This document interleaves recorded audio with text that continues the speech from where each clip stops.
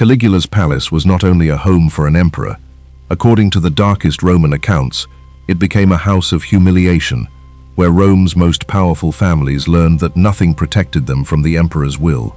Not wealth, not noble blood, not marriage, not fatherhood, not the Senate, not even silence.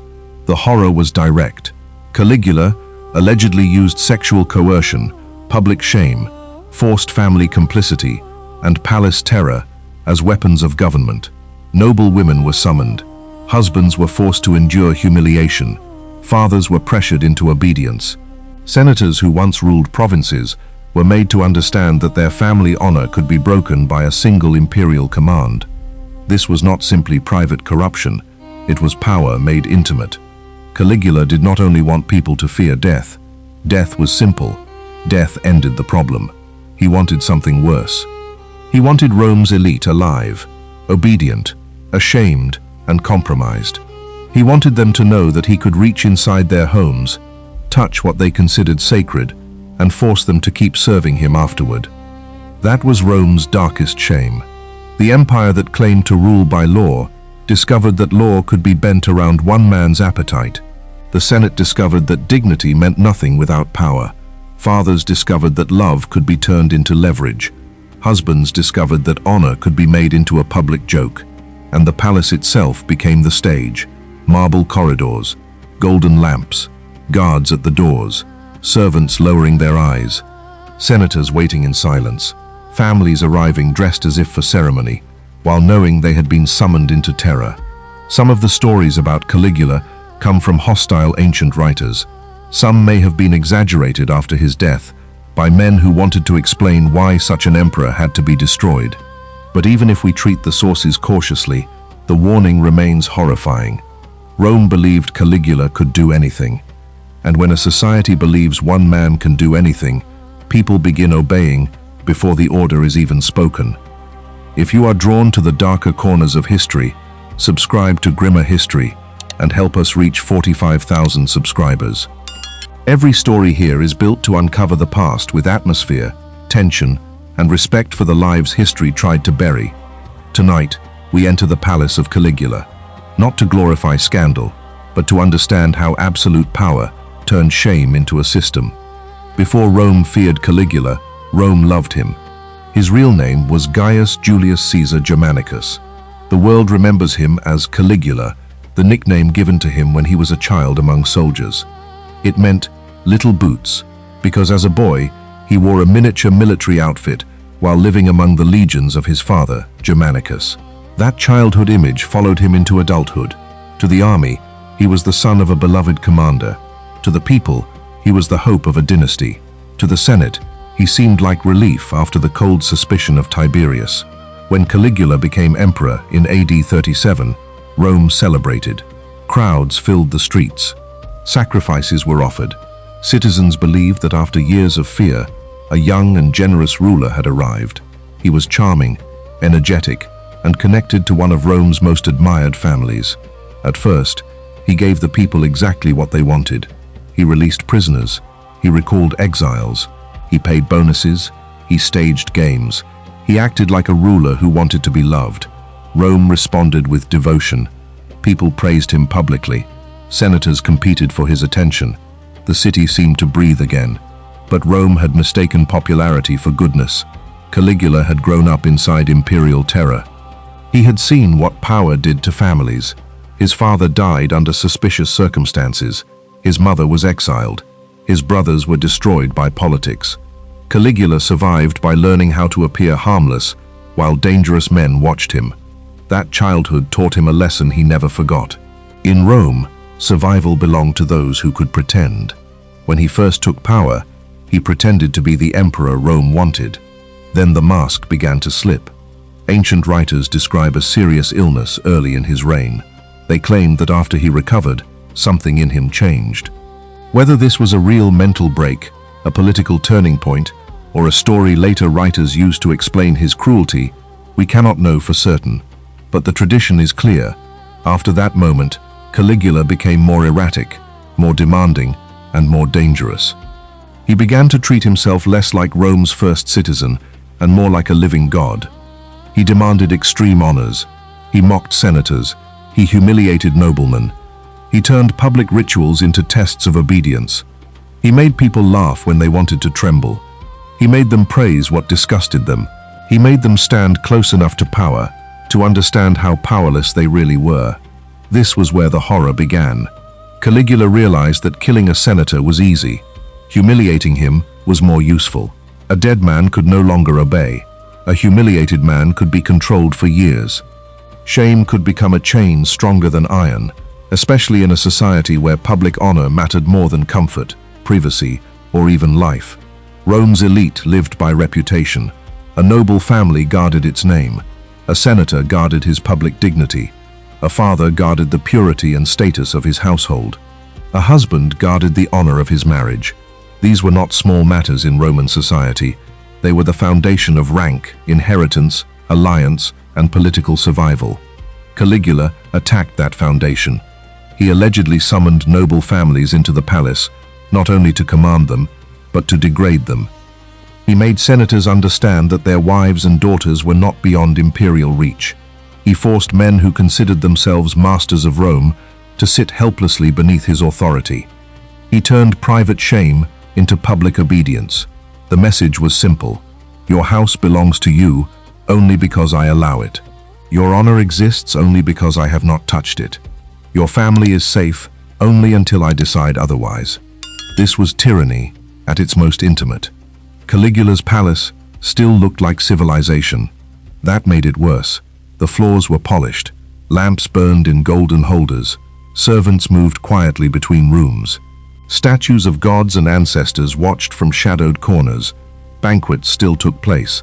Senators still arrived in fine clothing. Music still played. Official language still spoke of loyalty, ceremony, and divine favor. But behind that surface, fear moved through the corridors. A summons from the emperor could ruin a family. A dinner invitation could become a trap. A joke could become a death sentence. A refusal could endanger a child, a spouse, a brother, or an entire bloodline. The worst part was that Caligula often did not need to use direct force. He used uncertainty. People did not know what he wanted until it was too late. They did not know whether a command was serious, a test, or a joke that could become deadly if answered incorrectly. That uncertainty made everyone careful. Careful with words, careful with expressions, careful with silence, careful with grief, careful with joy. Rome's ruling class became a room full of people watching the emperor's face, trying to survive his mood. Ancient accounts accuse Caligula of summoning the wives of senators and noblemen, choosing them publicly, and using their humiliation to dominate their husbands. The point was not only desire, it was politics. It told every man in the room that rank meant nothing before the emperor. A senator could command provinces, but he could not protect his own household. A husband could claim legal authority, but he could not stop Caesar. A father could boast of ancestry, but ancestry could not lock the palace door. That was the direct horror. Caligula used sexual shame as a weapon of state power. He understood that Roman noblemen feared public disgrace almost as much as death. If he could make them complicit, if he could force them to witness, approve, attend, or remain silent, then he owned more than their votes. He owned their secrets. A man with a secret can be controlled. A senate full of secrets can be ruled. This is how humiliation became administration. Not every act needed to be written in law. Not every threat needed to be spoken aloud. Once enough families had been compromised, the system began to protect itself. Men who had suffered in silence expected others to suffer in silence too. Men who had obeyed did not want a braver man to expose their cowardice. Men who had watched another family fall knew their own could be next. Caligula turned the elite into prisoners of each other. That is why forced complicity was so powerful. If a father signed something under pressure, he became part of the record. If a husband attended a ceremony he hated, he became a witness. If a senator praised the emperor afterward, he became a liar in public. If a priest blessed what everyone knew was wrong, religion itself became part of the cover. The palace did not only corrupt individuals, it made institutions cooperate. Guards carried out orders, servants prepared rooms, messengers delivered summons, Scribes recorded names. Officials converted fear into procedure. The Senate kept meeting. The courts kept functioning. Rome's public life continued as if the heart of the empire had not become diseased. That is what makes this story so disturbing. A monster alone can do damage. A monster with paperwork can build a system. The darkest Caligula stories describe not chaos, but structure. That is the detail that matters most. If the accounts were only about sudden cruelty, the story would be simpler. Caligula shouted. Caligula threatened. Caligula punished. Caligula killed. Rome had seen violent men before, but the accusations against him go deeper. They claim that he turned degradation into routine. People were allegedly summoned according to status. Families were pressured according to usefulness. Noble women were treated as instruments of imperial humiliation. Men were forced to endure the shame of what they could not prevent. The palace became a place where the emperor's personal power entered the most private parts of Roman society. This was not merely lust, it was domination. Caligula wanted to prove that no Roman tradition could resist him. Marriage could not resist him. Fatherhood could not resist him. The Senate could not resist him. The gods could not resist him, because he placed himself among them. The law could not resist him, because law served the man who commanded the gods. In that world, a family's dignity depended not on virtue, but on the emperor's restraint, and Caligula had none. The women summoned into his palace were not only individuals in the ancient accusations, they were symbols of families, bloodlines, alliances, and senatorial pride. By humiliating them, Caligula humiliated the men connected to them. By making noble households vulnerable, he broke the illusion that Rome's ruling class still shared power with him. He made the Senate understand that it was no longer a partner in rule. It was an audience. It could watch. It could applaud. It could survive. But it could not command. That is the difference between monarchy and tyranny. A monarch rules over institutions. A tyrant enters them, empties them, and leaves them standing so they can pretend they still matter. Caligula allowed Rome's old forms to continue. Senators still wore their robes. Magistrates still held titles. Priests still performed rites. Families still displayed ancestral masks. Laws still had names. But fear had replaced meaning. The Senate could meet, but it could not speak freely. Marriage could exist, but it could be mocked by imperial command. Noble birth could be praised, but not protected. Honor could be displayed, but not defended. Everything became performance. Caligula understood performance. He used banquets, rituals, public honors, divine imagery, and humiliation to turn Rome into a stage where he was always the central figure. The emperor was not content to be obeyed in policy. He wanted to be obeyed emotionally. He wanted people to betray themselves and then thank him for the chance to do it. That was the true violence. Not only what was done to bodies, but what was done to conscience. A man forced to call humiliation an honor is wounded twice. First by the act, then by the lie he must tell afterward. Caligula's system depended on those lies. The palace produced them. The Senate repeated them. Families swallowed them. Poets decorated them. Priests softened them.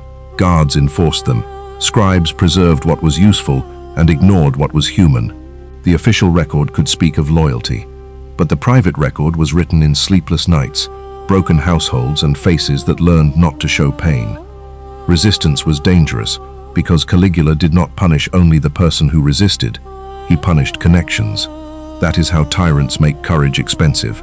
A senator who spoke too boldly did not risk only his own life. He risked his wife, children, friends, clients, servants, and family name. A noblewoman who refused a summons did not endanger only herself. She endangered her household. A guard who disobeyed did not simply lose a post.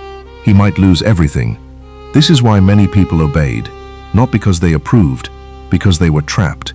That does not excuse them, but it explains the silence that allowed the system to grow. Caligula's Rome became a city where everyone waited for someone else to be brave first. The Senate waited for the guards. The guards waited for the Senate. Families waited for other families. Victims waited for protectors who did not come. And Caligula stood above them, protected not only by soldiers, but by their mutual fear. The Praetorian Guard eventually became the key. They were the emperor's protectors, but they were also witnesses. They saw what others only heard in whispers. They stood at doors. They escorted guests. They watched the emperor humiliate men of rank. They saw how far he could go, and perhaps more importantly, they saw how vulnerable he truly was when he moved through the palace corridors. Among them was Cassius Chaerea. Ancient sources say Caligula mocked him repeatedly, attacking his dignity in front of others. This humiliation mattered. Chaerea was not simply offended. He was a soldier whose public manhood and authority had been made into a joke by the man he was sworn to protect. Again, the lesson appears. Caligula's weapon turned against him. He had ruled through humiliation. Humiliation bred hatred. By January AD 41, that hatred had become conspiracy. Caligula had made too many enemies. Senators feared him. Guards resented him. Families hated him. Courtiers knew that favor could become danger without warning. The emperor had confused obedience with loyalty. They were not the same. On January 24, AD 41, Caligula was attacked in a palace passage by members of the Praetorian Guard and conspirators connected to the Roman elite. The man who had made corridors into instruments of fear died in one. The symbolism is hard to miss. For years, people had heard footsteps in the palace and wondered if terror was coming for them. Now Caligula heard footsteps too. His assassination was brutal, and the violence did not stop with him. His wife, Caesonia, was killed. His young daughter was also murdered. The conspirators did not simply want to remove a man. They wanted to cut off his line. This is the bitter truth about revenge after tyranny. It rarely arrives clean. The innocent are often dragged into the punishment meant for the guilty. Caligula's death ended his reign. It did not erase the damage. After Caligula died, Rome tried to move on. That is what states often do after shame. Statues could be removed. Inscriptions could be altered. His image could be attacked. His honors could be withdrawn. Official memory could be reshaped. The next emperor, Claudius, had to stabilize a city that had just watched its ruler slaughtered by his own guards.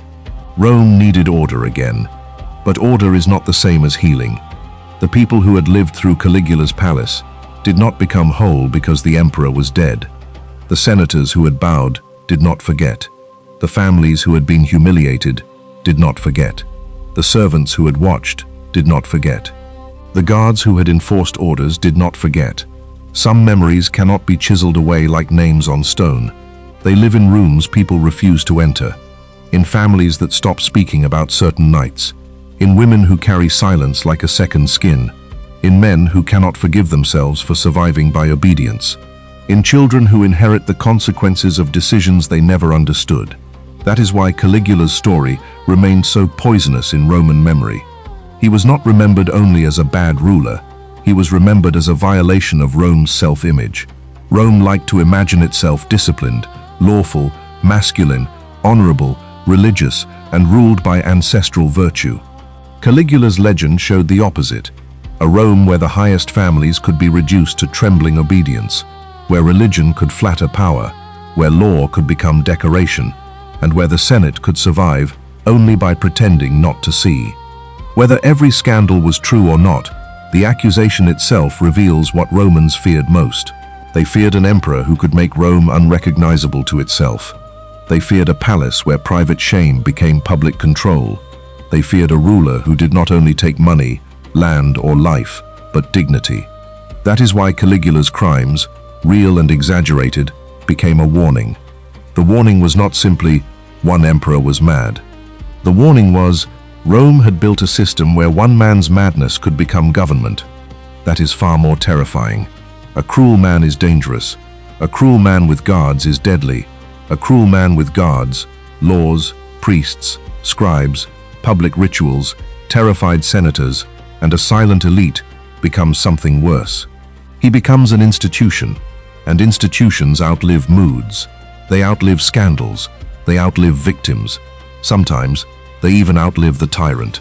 What Caligula did inside his palace was Rome's darkest shame, because it revealed how fragile dignity becomes under absolute power. The horror was not hidden in a battlefield. It was not buried in a prison. It was not confined to enemies of the state. It entered noble homes. It entered marriages. It entered family honor. It entered the Senate. It entered religion. It entered the private spaces where people believed they were safest. Caligula allegedly turned humiliation into policy. He made obedience feel like survival. He made silence feel necessary. He made complicity feel safer than courage. That is why his story still disturbs history.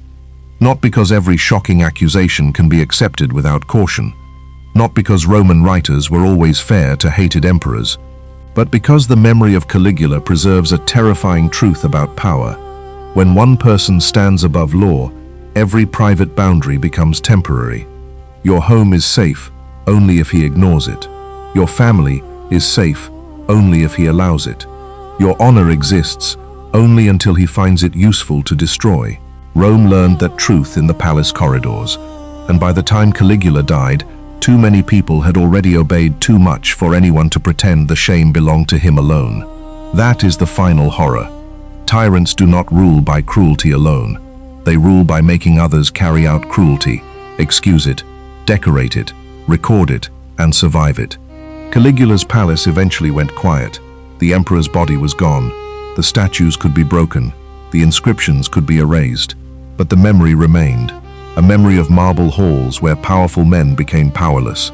A memory of families forced into silence. A memory of Rome discovering that civilization can collapse inward long before its walls fall. Caligula ruled for less than 4 years, but in that short reign, his palace became a dark mirror of empire itself, beautiful outside, rotting inside, and filled with people who knew the truth, but were too afraid to speak it.